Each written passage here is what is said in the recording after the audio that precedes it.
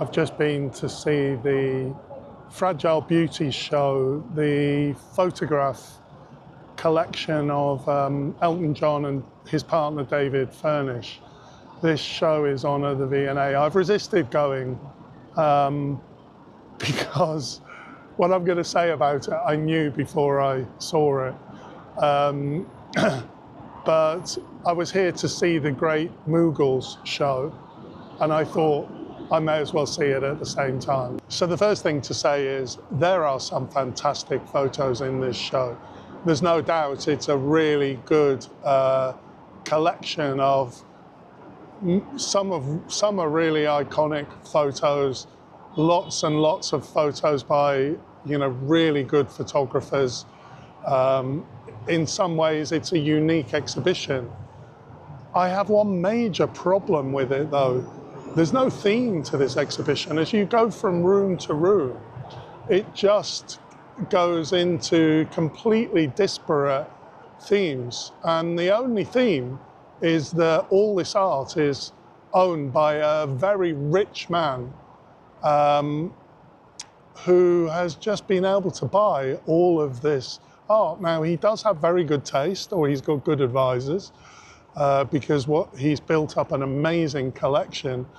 I can't blame the V&A for showing this work, because if Elton John offered this as an act of charity, if you like, why would you turn it down? It's bound to be. There are works here that probably don't get shown very often. So I think I can understand why the V&A would show this, but it just has no coherence. There's no theme, there's no logic to it, apart from the fact that it's this very rich man's art collection. And there's something absurd that we live in a society where one person can be so rich that they can just buy all this art, far more art than they can ever show. They buy so much that they can't hang it in their own house, so they have to lend it out to galleries. That's a good way of kind of keep storing it, kind of letting it tour the world. But I'm not against Elton John being rich. He's a really talented pop star. I like some of his music. I don't resent the fact he's rich. I just think that a major gallery, major museum, it's just not right to. It just doesn't feel right or logical to have an exhibition which just is. It's all just owned by Elton John. I guess if you're a big Elton John fan, maybe you enjoy this insight into his personality.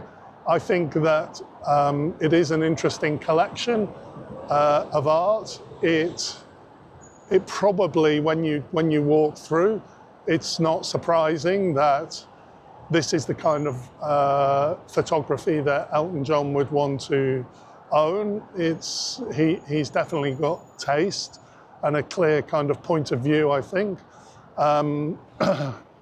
So I guess if you love Elton John, you will really like seeing his collection of photos.